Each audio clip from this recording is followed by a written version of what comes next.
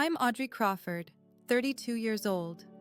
2 months ago, on Thanksgiving night, in front of 30 relatives, my parents handed my sister a $13,000 cruise package and gave me a crumpled $2 lottery ticket with a mocking smile.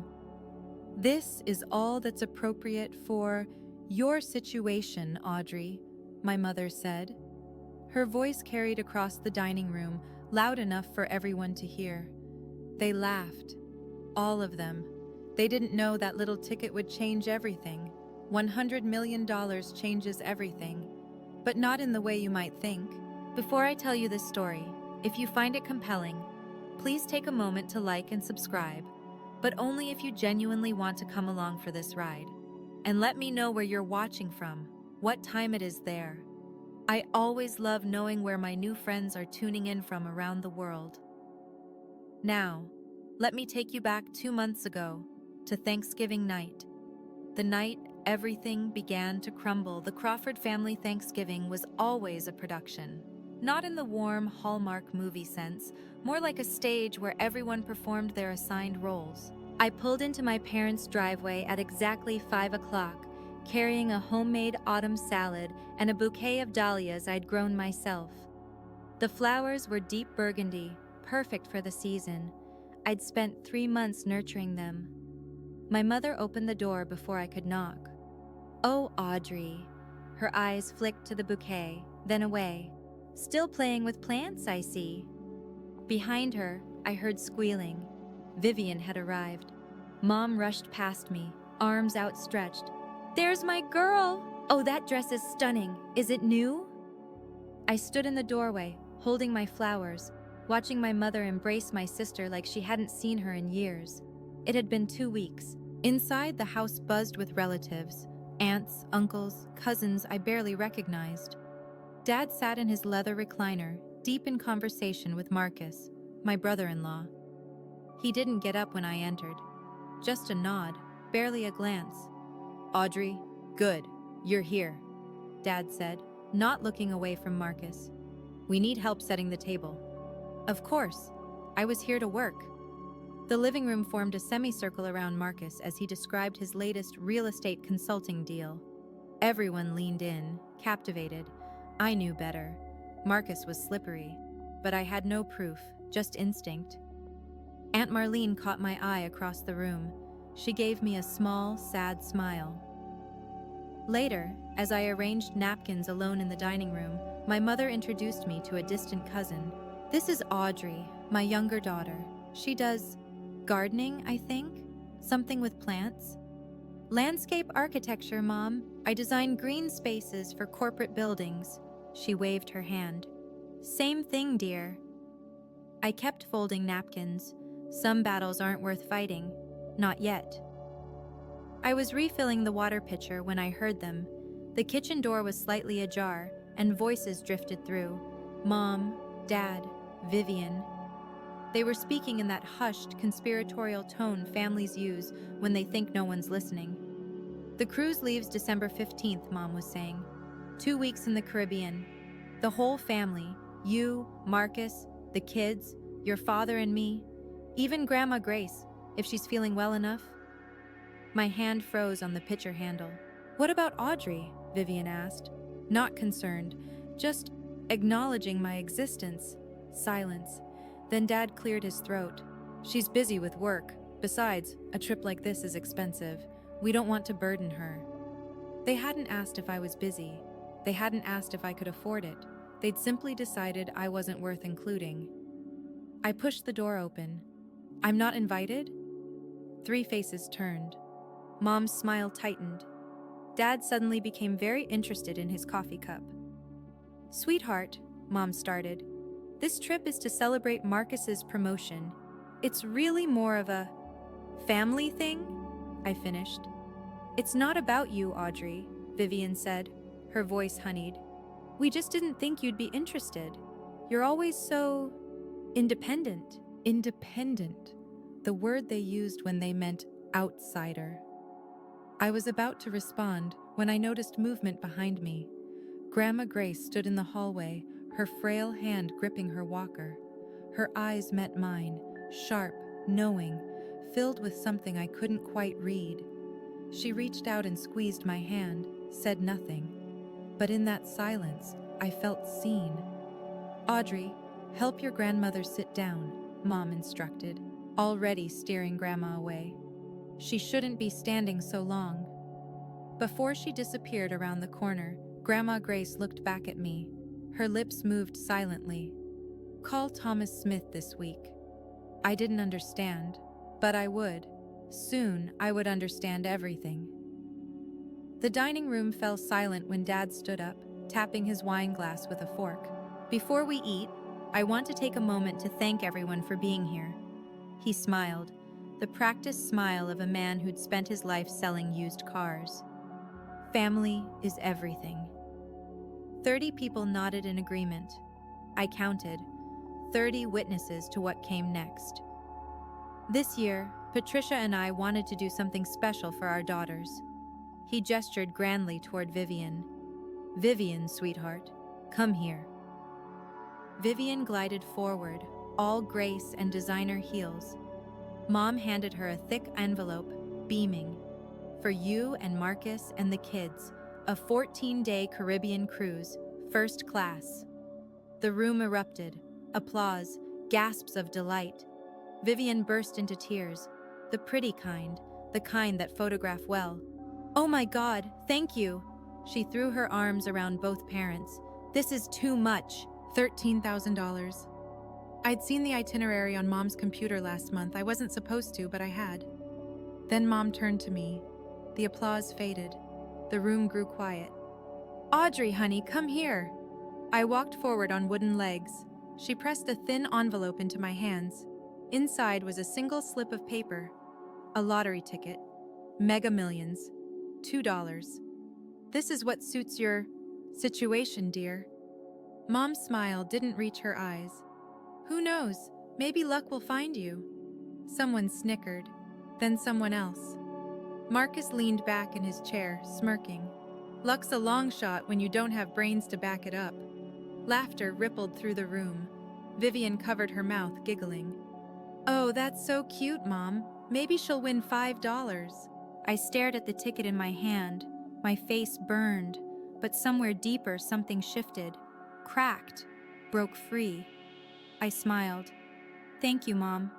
I'm sure this will be exactly what I deserve." No one noticed the edge in my voice, but I did. The laughter was still echoing when a voice cut through. "Gerald, Patricia, this is not right." Everyone turned. Grandma Grace stood at the edge of the room, her small frame trembling with the effort of standing without her walker. Her voice was thin, but it carried. "You cannot treat Audrey this way. Not in front of everyone. Not ever." The silence that followed was different from before, heavier, uncomfortable. No one had expected the family matriarch to speak. Dad's jaw tightened. "Mother, please." "I am not finished." But Mom was already moving, her heels clicking against the hardwood. She wrapped an arm around Grandma Grace with practiced efficiency. "You're tired, Mom. Let me take you to lie down." "Patricia, I'm not." "The doctor said you need rest. Come on." I watched, helpless, as my mother guided my grandmother toward the guest room. Grandma Grace looked back at me over her shoulder. Our eyes met. She nodded. Once, deliberately.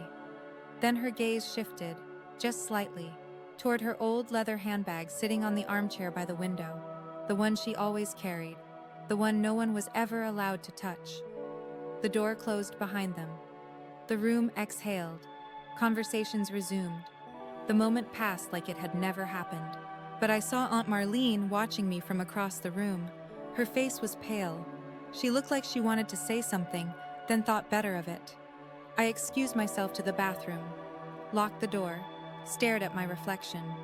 The lottery ticket was still crumpled in my fist. $2. That's what they thought I was worth. But Grandma had said something. Thomas Smith, a lawyer. Why would my grandmother, who had no lawsuits, no legal troubles, want me to call a lawyer? I didn't know yet. But something told me I was about to find out. It was nearly midnight when I started cleaning up, alone, as usual. Most guests had left. Vivian and Marcus had retreated to the living room to plan their cruise wardrobe. My parents were seeing off the last relatives. I was gathering dishes from Dad's study when I saw them. Papers, scattered across his desk like he'd left in a hurry, bills with red overdue stamps, a letter from a collection agency, and beneath it all, a document that made my blood run cold, a loan agreement, signed by my father, co-signed by Marcus Pierce, $180,000. The interest rate was predatory, the kind you only see from people who operate in shadows. My hands were shaking as I flipped to the next page. It was worse. Collateral documents for Grandma Grace's house, the house where she'd lived for 50 years, the house where my mother grew up, the house that was supposed to be Grandma's until she passed. There was her signature, shaky, uneven, dated from 6 months ago. The same month she'd fallen and spent 2 weeks hospitalized, drugged up on pain medication. They'd made her sign when she wasn't herself. I pulled out my phone. My heart was pounding so hard I could hear it in my ears. I photographed everything, page after page.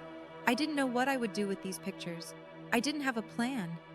But I understood something now. The favoritism wasn't about love. It wasn't about Vivian being the golden child.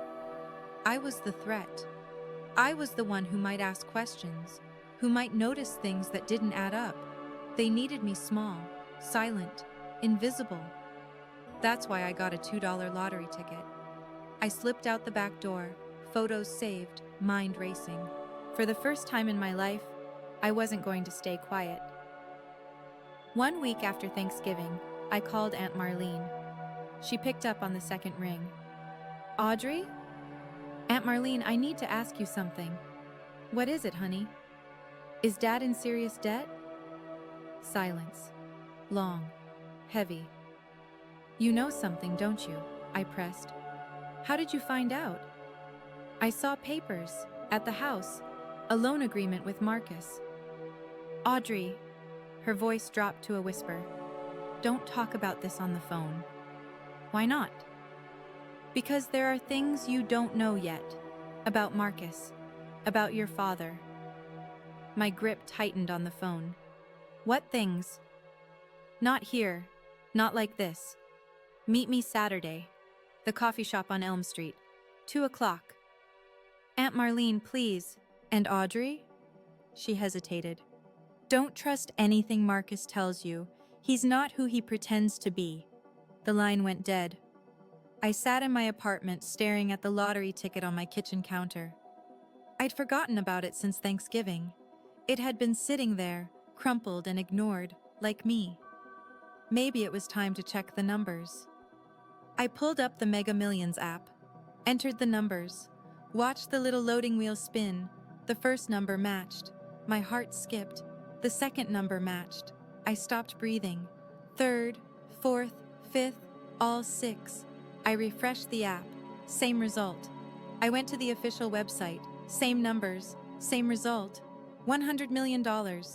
I didn't scream. I didn't cry. I just sat there, perfectly still, for what felt like hours. Then I did the first thing that came to mind. I Googled, lottery winner, what to do first. And then I remembered Grandma Grace's words. Thomas Smith.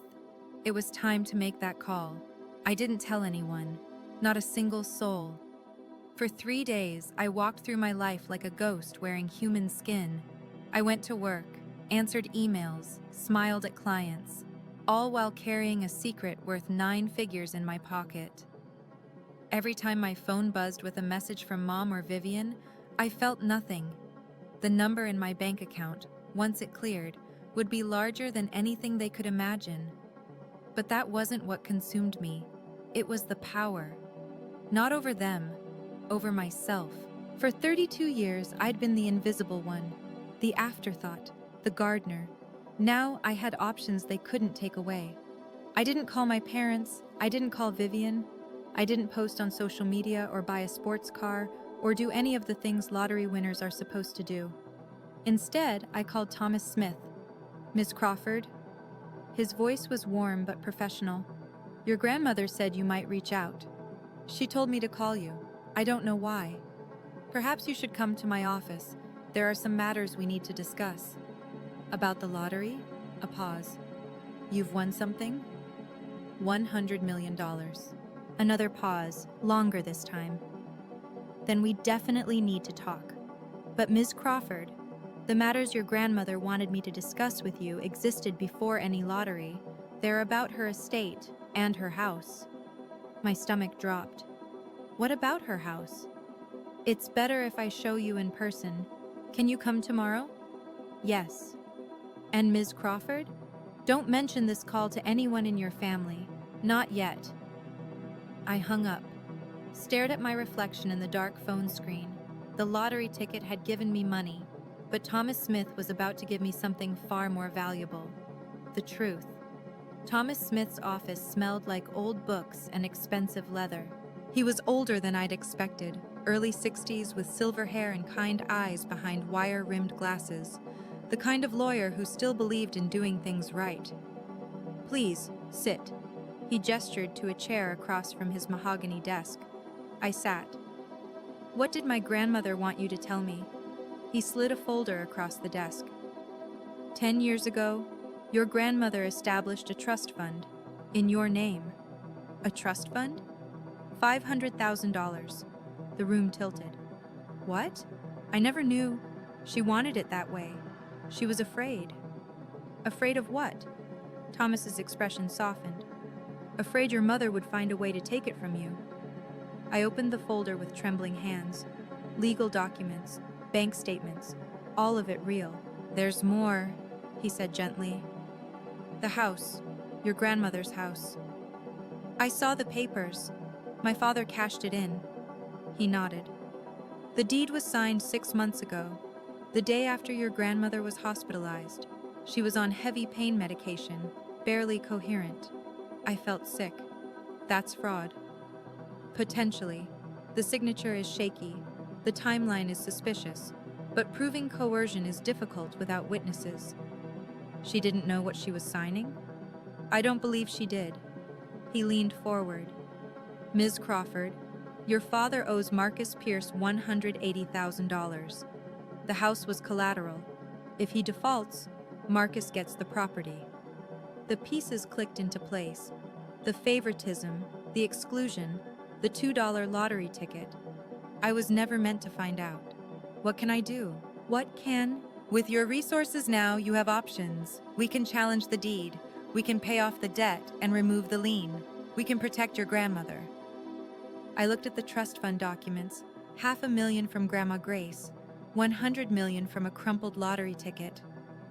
Let's protect her. Okay, let me pause here for just a moment. I know what you're thinking. Audrey, what are you going to do? Are you going to get revenge? But this isn't a revenge story. This is a story about truth. If you want to find out what happens next, let me know in the comments. Have you ever been treated unfairly by your own family? Hit that like button if you're on my side.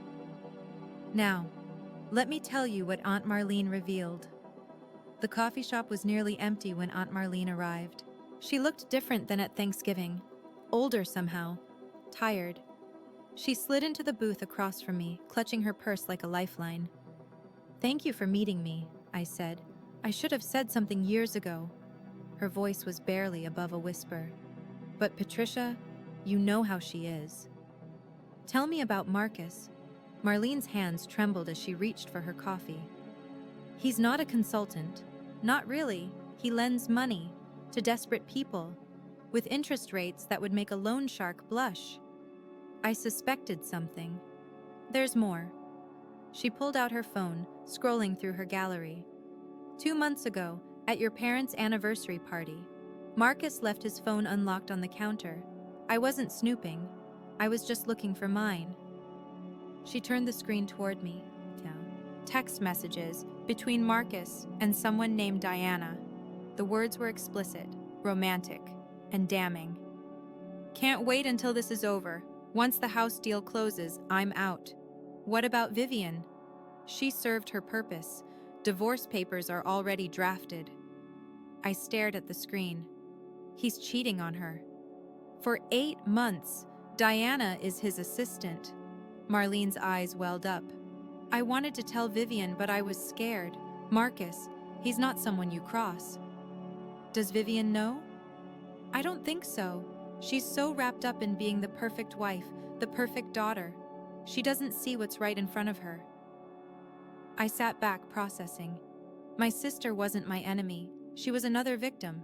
She just didn't know it yet. Thank you, Aunt Marlene. I reached across the table and squeezed her hand. You did the right thing. She wiped her eyes. I'm sorry I waited so long, Audrey. I'm so sorry. It's not too late, not yet. The nursing home smelled like antiseptic and fading flowers. Grandma Grace's room was small but sunny, with windows overlooking a garden that desperately needed professional help. My professional help. She looked smaller than I remembered, frailer. But when I walked in, her eyes lit up with the same sharpness I'd always known. Audrey. She reached for my hand. You came. Of course I came. I pulled a chair close to her bed. Grandma, I talked to Thomas Smith. Her grip tightened. Good. He's a good man. Why didn't you tell me? About the trust? Because your mother would have found a way to take it. Her voice was firm despite its weakness. You were the only one who never asked me for anything, never expected anything. That's how I knew you were the one who deserved it. Tears burned my eyes. Grandma, and the house, she continued. They made me sign papers. I don't remember it clearly. Everything was foggy. I was in pain. I know. Thomas explained. We're going to fix it. She studied my face. There's something else, something you're not telling me. I hesitated. Then I told her about the lottery, the $100 million, the ticket her own daughter had given me as a joke. Grandma Grace laughed, actually laughed, a sound like rustling paper. Karma, she whispered. I always believed in karma. I'm going to buy back your house, I said. I'm going to make sure you can live there again, whatever it takes. Her hand found my cheek. I don't need you to take revenge on anyone, Audrey. I just need you to be free, to protect what matters. I will. Promise me something. Anything. Don't become like them. Don't let the money change who you are. I kissed her forehead. I promise. Some promises are easy to make. This one I intended to keep. 2 weeks after Thanksgiving, the Crawford family gathered again, this time for a bon voyage dinner before the big cruise. I was invited, not as a guest, as help. Audrey, can you arrange the centerpieces? You're good with plants. Audrey, the caterer needs direction. Handle that? Audrey, make sure Grandma Grace's nurse knows we'll be gone for 2 weeks. I did it all with a smile, played my part, the quiet, dutiful daughter they expected. No one knew about the lawyers working overtime on my behalf. No one knew about the LLC I'd formed to claim my winnings anonymously. No one knew that in 3 weeks, I'd be worth more than everyone in this room combined. The dinner was a parade of self-congratulation. Marcus held court, describing the cruise activities, snorkeling in Barbados, fine dining at the captain's table, spa treatments for Vivian. Too bad you couldn't join us, Audrey, Vivian said, not sounding sorry at all. But someone needs to water Mom's orchids. I don't mind, I smiled. I hope you all have an amazing time. Dad clapped Marcus on the shoulder. This guy, best thing that ever happened to this family. Marcus caught my eye. His smile didn't reach his pupils. Cold, calculating, like he was assessing a business asset. Hey, Audrey. He leaned closer, voice dripping condescension. Buy any more lottery tickets? Maybe you'll win $5 next time. The table laughed. I let them. You never know, I said pleasantly. Luck has a way of surprising people. Mom raised her glass. To family, to fortune, to the Crawfords. Everyone drank. I raised my water glass and took a small sip. 12 days. In 12 days, They would be in the middle of the Caribbean, and I would be ready. The morning they left for the cruise, I stayed home. "You're not coming to see us off?" Mom had asked the night before, her voice carrying that familiar note of accusation disguised as disappointment. "I have a client meeting. Big project," she'd sniffed. "Always work with you." Always work, as if I had any other choice, as if they'd ever offered me anything else. I spent departure day in Thomas Smith's office, finalizing the paperwork for my LLC. The money would clear within the week, after taxes, roughly $62 million, more than enough for what I had planned. I was reviewing documents when my phone buzzed. Vivian. "Audrey, something's wrong with Dad's credit card. It got declined at the port. Can you transfer $500? I'll pay you back." I stared at the message. The irony was almost too perfect. The first time in my entire life that Vivian had asked me for money. I knew why the card was declined. The debt was catching up. Marcus wasn't covering it like he'd promised. The house of cards was starting to wobble. I typed back, "I don't have $500 to spare right now. Ask Marcus. He's the financial consultant." 3 dots appeared. Disappeared. Appeared again. Never mind, we figured it out. I didn't ask how. I didn't care. What mattered was that they were on that ship now. All of them. Mom, Dad, Vivian, Marcus, trapped in the middle of the ocean for the next 2 weeks. I turned back to Thomas.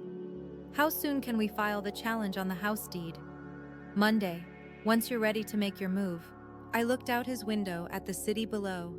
Somewhere out there, a cruise ship was sailing toward the Caribbean, and I was preparing my own kind of voyage. Day 3 of the cruise. I posted a single Instagram story. Just me, standing in front of Grandma Grace's house. The house that was supposedly no longer hers. The caption was simple: "Home renovation project starting soon." I knew Dad would see it. He checked social media obsessively. It was his only way of knowing what his daughters were really up to. The same day, the local news ran a story. Mega Millions jackpot claimed. Winner remains anonymous. The ticket had been purchased at a convenience store 3 miles from the Crawford family home. I didn't plant that detail. The universe just has a sense of humor sometimes. Aunt Marlene, bless her heart, mentioned it in the family group chat. "Did anyone hear about the lottery winner? Someone from our area won $100 million. They bought the ticket at that little Quick Mart on Henderson Avenue. The one where Mom had bought my $2 ticket." The chat exploded. Cousins speculating. Uncle Barry making jokes about retirement. Then, a private message from Mom. "Audrey, that lottery ticket I gave you for Thanksgiving, you still have it, right?" I waited an hour before responding. Let her sweat. "Yes, Mom. I still have it. Why?" "Just curious. No reason."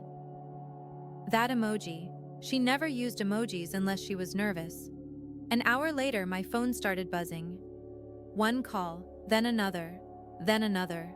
Mom, Dad, Vivian, Marcus. I let them all go to voicemail. By evening, I had 43 missed calls. By midnight, 79. The messages ranged from casual, "Hey, sweetie, just checking in," to frantic, "Audrey, please call us back. This is urgent." I turned my phone face down on the nightstand. Tomorrow I would call them, but on my terms, and with an audience. 79 missed calls. I counted them twice to make sure. The voicemails were a masterclass in emotional manipulation. Mom, attempt 1. "Audrey, honey, it's Mom. Just wanted to hear your voice.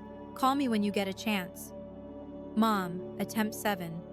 "Audrey, this is important. Please call back." Mom, attempt 15. "I don't know why you're ignoring us. This isn't like you." Dad, attempt 3. "Audrey, it's your father. We need to talk. Family business." Vivian, attempt 5. "Audrey, seriously, what's going on? Mom is freaking out." And then Marcus, his voice smooth as ever. "Audrey, I think we should discuss some investment opportunities. Family helping family, you know. Give me a call." I sat in my new apartment, a rental I'd secured the week before.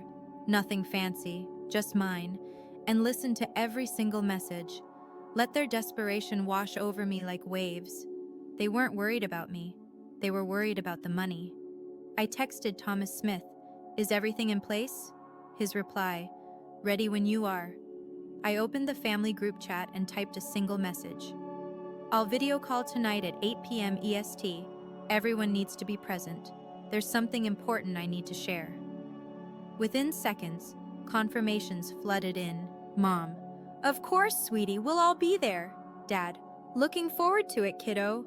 Vivian, "Can't wait." Marcus sent a thumbs up emoji. They thought they'd won.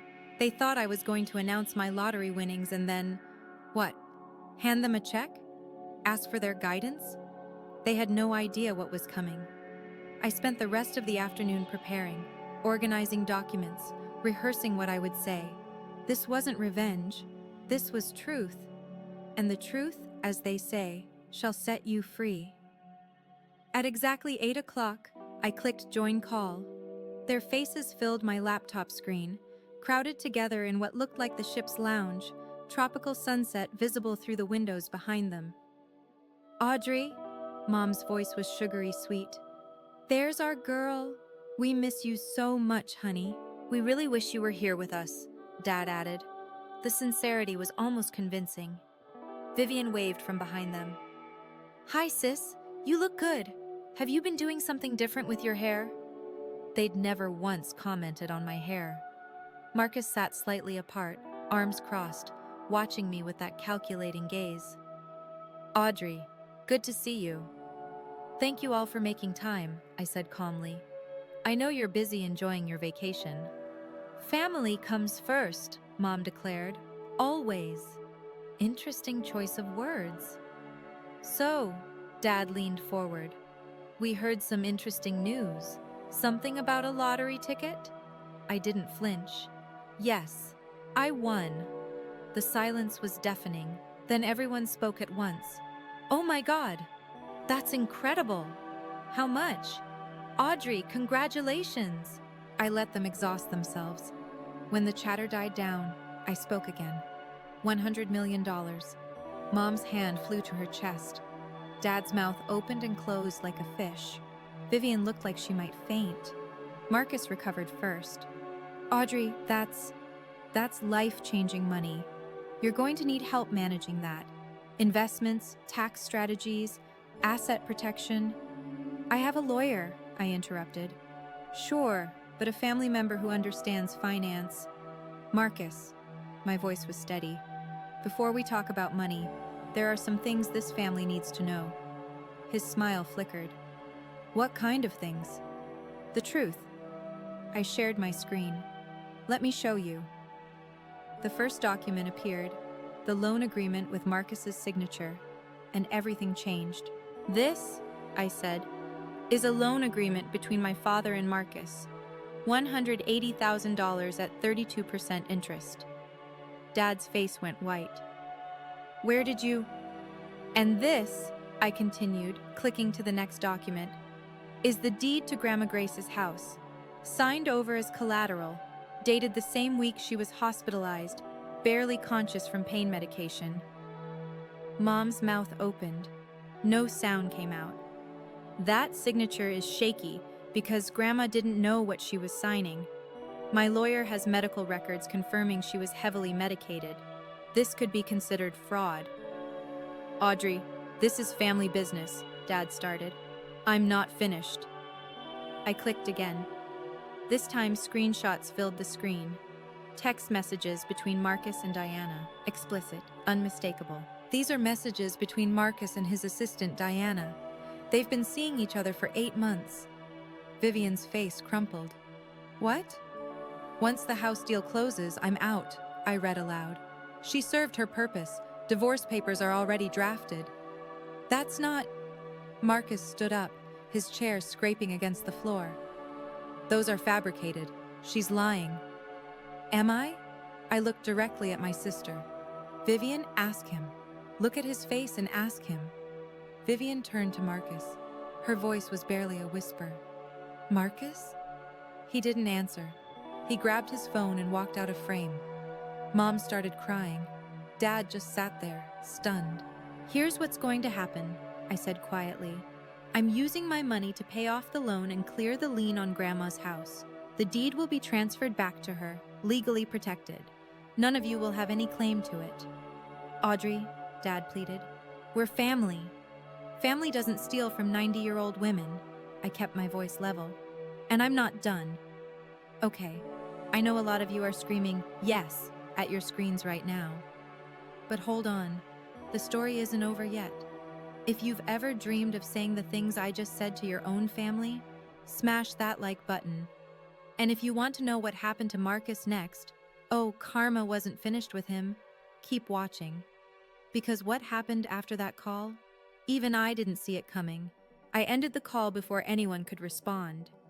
The last thing I saw was chaos, Vivian crying, Mom shouting something I couldn't hear, Dad sitting motionless with his head in his hands. Marcus was nowhere to be seen. My apartment was silent, just me and the fading sunset through the window. I'd imagined this moment for weeks. I thought I'd feel triumph, victory, vindication. Instead, I felt hollow, tired, like I'd just run a marathon I hadn't trained for. My phone exploded within seconds. Calls, texts, voicemails. I turned it to silent and set it face down. Then a knock at my door. I tensed. No one knew I'd moved. Through the peephole, I saw Aunt Marlene. She looked as exhausted as I felt. "How did you find me?" "Thomas Smith gave me the address. I hope you don't mind." I let her in. She took one look at my face and pulled me into a hug. "You did good, honey. You did what none of us had the courage to do." "Did I?" My voice cracked. "I just destroyed my entire family on a video call." "No." She pulled back, holding my shoulders. "They destroyed themselves years ago. You just turned on the lights." My phone buzzed. A text from Vivian. "I didn't know about Marcus. I swear I didn't know. I'm so sorry about everything. I need time to think, but I'm sorry." I read it twice, 3 times. "What do you think?" Marlene asked. "I don't know." I set the phone down. "I don't know if she's sincere. I don't know if anything will change." "You don't have to decide tonight." She was right. For the first time in 32 years, I had time. I had options. I had freedom. 2 weeks later, Thomas Smith called me with good news. "It's done," he said. "The deed challenge went through faster than expected. With the medical records and the witness testimony from your Aunt Marlene, the bank agreed to void the original transfer." I let out a breath I didn't know I'd been holding. "So the house is still technically owned by the bank. Your father defaulted on the loan payments when Marcus stopped co-signing. But here's where your money comes in." I'd already made my decision. "Pay it off, whatever it costs. It'll be approximately $215,000, principal plus interest, plus legal fees to transfer the deed cleanly to your grandmother's name. Do it." The money was nothing, a rounding error compared to what I had now. But what it represented, that was everything. "There's one more thing," Thomas said carefully. "I've drafted a protection clause. Once the house is in your grandmother's name, no member of the Crawford family, that includes your parents, can claim any rights to the property. Not during her lifetime and not after. And after she passes? It goes to you, per her original wishes, before any of this happened." I thought about that crumpled lottery ticket, the mocking smile on my mother's face. $2 to get rid of the inconvenient daughter. "One more clause," I said. "I want it in writing that my grandmother can live there for the rest of her life, with full-time care if needed, completely paid for." "Already included." I smiled for the first time in weeks. "Thomas, thank you." "Thank your grandmother," he said. "She chose you for a reason." I hung up and immediately called the nursing home. "I'm coming to pick up Grace Mitchell. It's time to take her home." Marcus tried to control the narrative. Of course he did. "The screenshots were photoshopped," he told anyone who would listen. "Audrey is mentally unstable. She's jealous of Vivian's success. She's trying to tear this family apart." It might have worked once, before social media, before Diana. Diana was apparently not pleased about being abandoned mid-scandal. 3 days after the video call, she went nuclear. Instagram, Facebook, Twitter, every platform.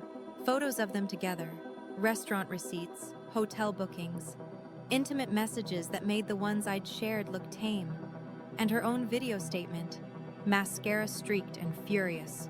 Marcus Pierce is a liar and a fraud, she declared to her 300 followers, a number that multiplied by thousands within hours. He told me he loved me. He told me he was leaving his wife, and now he's trying to pretend I don't exist.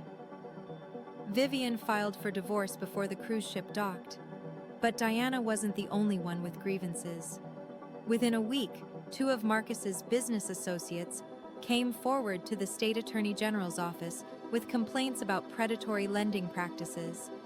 The interest rates he'd been charging weren't just unethical, they were illegal in 3 states.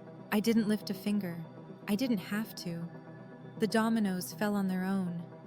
Dad declared bankruptcy the following month.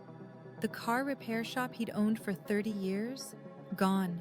Liquidated to pay debts that had been accumulating long before I found those papers. I felt nothing, not satisfaction, not pity, just a strange, peaceful emptiness. Karma, Grandma Grace said when I told her, sitting in her own living room for the first time in a year. I told you I believed in karma. She squeezed my hand. I squeezed back. Some things don't need words. My mother called me 3 weeks after the video call. I almost didn't answer, but something made me press the green button. Audrey. Her voice was hoarse, like she'd been crying for days. Audrey, you've ruined us. No hello, no how are you. Straight to the accusation. I didn't ruin anything, Mom. I told the truth. The truth? She laughed bitterly. Everyone knows now. Everyone. The neighbors. The church. My book club. I've been going to that book club for 18 years, and now they won't even return my calls. I'm sorry that's happening. Are you? Are you really? Her voice cracked. You had everything. $100 million. You could have helped us. You could have saved your father's business. You could have... I could have covered up fraud? I kept my voice steady. I could have pretended Marcus wasn't a cheating predator. I could have let you keep Grandma's house. We're your family. So is Grandma. Silence. Mom, I said quietly, I'm not blocking your number. If you ever want to have a real conversation, one where you acknowledge what you did, not just what you lost, I'll be here. But I won't listen to you blame me for consequences you created. You're so cold. When did you become so cold? I learned from the best. She hung up. It was the last time we spoke for 6 months. Dad never called at all. I heard through Aunt Marlene that they'd moved into a small apartment across town. He was working as a mechanic for someone else's shop now. Mom had taken a job at a grocery store. I didn't gloat. I didn't feel vindicated. I just kept living my life. Because that was always the point. Not to punish them, but to finally live free. The letter arrived 3 months after the cruise. Not an email, not a text. A handwritten letter, 2 pages long, on pale blue stationery. My sister's looping cursive, which I hadn't seen since she wrote me notes in middle school. Dear Audrey, I don't know how to start this, so I'll just start. I'm sorry. Not because I want money from you. Not because I'm trying to get back on your good side. I'm sorry because I should have said it years ago and I didn't. I knew Marcus had problems. I didn't know about Diana, but I knew something was wrong. I ignored it because admitting it meant admitting my whole life was a lie. I knew Mom and Dad treated you unfairly. I told myself it wasn't my business. I told myself you were fine. You were always so independent, so capable. You didn't need me to defend you. That was a coward's excuse. You were my little sister. I should have defended you anyway. The divorce is finalized. I'm starting over. I don't know what that looks like yet, but I know it has to be different. You don't have to forgive me. You don't owe me anything. I just wanted you to know. I see you now. I see what I missed for 30 years. I'm so sorry. Love, Vivian. I read the letter 3 times. Then I folded it carefully and put it in my desk drawer. I didn't write back, not yet. But for the first time, I felt something shift. A door that had been locked for years creaking open, just slightly. We met for coffee the following month. It was awkward, stilted. Neither of us knew how to be sisters anymore. But we were trying, and that was a start. Grandma Grace came home in April. I was there when the nursing home transport van pulled into her driveway. The same driveway where I'd skinned my knee learning to ride a bike. The same driveway where she'd stood waving goodbye after every visit, shrinking in the rearview mirror until she disappeared. She was smaller now, frailer. But when the attendant wheeled her up the ramp I'd installed, her eyes found the garden, overgrown, neglected, but still there, and she smiled. "It needs work," she said. "I'm going to fix it," I promised. That's my specialty, remember? I'd spent the previous month preparing the house. New accessibility features, a hospital bed in the master bedroom, round-the-clock nursing care on standby. The best of everything money could buy, because for once, I had money to spare. We sat in the sunroom that afternoon, watching goldfinches at the feeder I'd installed. "You did all this?" she asked, gesturing at the renovations. "It's your house. It should be comfortable." She was quiet for a long moment. Then, "Your mother called me last week." I tensed. "What did she say?" "She wanted me to talk to you, to convince you to come back to the family." "What did you tell her?" Grandma Grace turned to look at me directly. Her eyes, despite her age, were sharp as ever. "I told her that you never left. That family isn't about showing up for Sunday dinners. It's about showing up when it matters." She reached for my hand. "You showed up, Audrey. When everyone else saw what they could take from me, you saw what you could give." I blinked back tears. "I just did what was right. That's the hardest thing to do. And you did it anyway." We sat together until the sun went down. No more words needed. 1 year later, I barely recognized my own life. I still worked. Not because I needed the money, but because I loved what I did. My landscape architecture firm had expanded, 2 new employees, an office with actual windows, and a waiting list of clients. I'd designed 3 public gardens in the past year alone. The lottery money sat mostly untouched in diversified investments. I'd bought a modest house near Grandma Grace, nothing flashy, just enough space for me and the dog I'd finally adopted, a rescue mutt named Clover, who loved to dig in my test gardens. The foundation was my real legacy. The Grace Mitchell Foundation awarded scholarships to young women pursuing careers in the arts, painting, music, design, anything creative. Women from families who didn't understand them, women who'd been told their dreams weren't practical, their talents weren't valuable, their voices didn't matter. Each acceptance letter I read felt like a small act of defiance. Take that, universe. Take that. Every parent who ever said, "But how will you make money?" I visited Grandma Grace every day. Some days she was sharp, full of stories about the past. Other days she was tired, and we just sat together in comfortable silence, watching her garden grow. "Your tulips are coming up," I told her one afternoon. "You planted those," she reminded me. "They're still yours." She smiled. "Everything good I have is because I shared it with people who appreciated it. Remember that." I would. I was living proof of it. The money didn't make me happy. It gave me options, freedom from other people's expectations, room to breathe. Happiness came from somewhere else entirely, from work that mattered, from relationships built on truth, from the simple act of being exactly who I was. People ask me about my family sometimes, where they are, if we've reconciled. The honest answer is complicated. My parents live in a small apartment across town. Dad works as a mechanic. Mom works at a grocery store. They're stable but struggling. Not destitute, but nothing like the life they once imagined for themselves. We communicate occasionally. Dad sends a text on my birthday. Hope you're well. Love, Dad. I respond, thank you. Hope you're well too. That's the extent of it. Mom has never apologized. She's called a few times, usually wanting to complain about her circumstances or hint that she could use some help.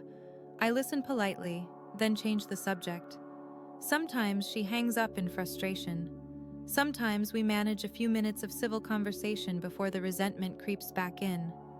I'm not ready to let them back in. Maybe I never will be. That's okay. Forgiveness isn't something you owe to people who hurt you. It's something you give yourself, when and if you're ready. Vivian is different.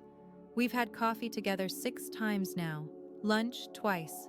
We text occasionally, not every day, but enough. She's rebuilding her life. New apartment, new job, new therapist helping her understand how she ended up with someone like Marcus. We're not close. Not yet, maybe not ever, but we're trying. I didn't realize how messed up our family was until I got out, she told me last month. I thought that was normal. I thought I was lucky. We both believed what we had to believe to survive. She nodded. Didn't cry for once. Progress. As for Marcus, I don't know where he is and I don't care. Some people don't deserve space in your thoughts. I've made my peace. I'm moving forward. That's enough. People always ask me the same question. Did $100 million change your life? The answer surprises them. No, not really. What changed my life was a moment. A single crystallizing moment when I realized that I had spent 32 years waiting for people to see my value. And they never would. Not because I wasn't valuable, but because they weren't looking. The lottery ticket was a gift. Not because of what it was worth, but because of what it revealed. The people who should have loved me only cared when they thought I had something they wanted. That revelation was worth more than any jackpot. If you're watching this and you're in a family that doesn't see you, I want you to know something. You don't need $100 million to free yourself. You don't need luck. You don't need permission. You need one decision: to stop letting other people define your worth. Set your boundaries. Walk away from tables where you're only invited to serve. Build your own table if you have to. The money gave me options, but the power was always mine. I just didn't know it until someone handed me a $2 lottery ticket with a smirk and thought they'd put me in my place. They put me in my place, all right. Just not the one they expected. I'm Audrey Crawford, 33 years old, landscape architect, dog mom, granddaughter, philanthropist, and most importantly, I'm a woman who finally chose herself. That's the real jackpot. Thanks for listening to my story. If you've been through something similar, drop your story in the comments. I read every single one. Like and subscribe if this resonated with you. And check the description for more stories like this one. Until next time, know your worth, and don't let anyone hand you less. Thank you so much for staying with me until the end of this journey. If you've ever felt invisible in your own family, I see you. Drop your story in the comments. I read every single one, and I want to hear from you. If this video touched you, please like and subscribe to support the channel, and check the description for the next story. It's waiting for you. Until next time, remember, you are worth more than anyone else's opinion. See you soon.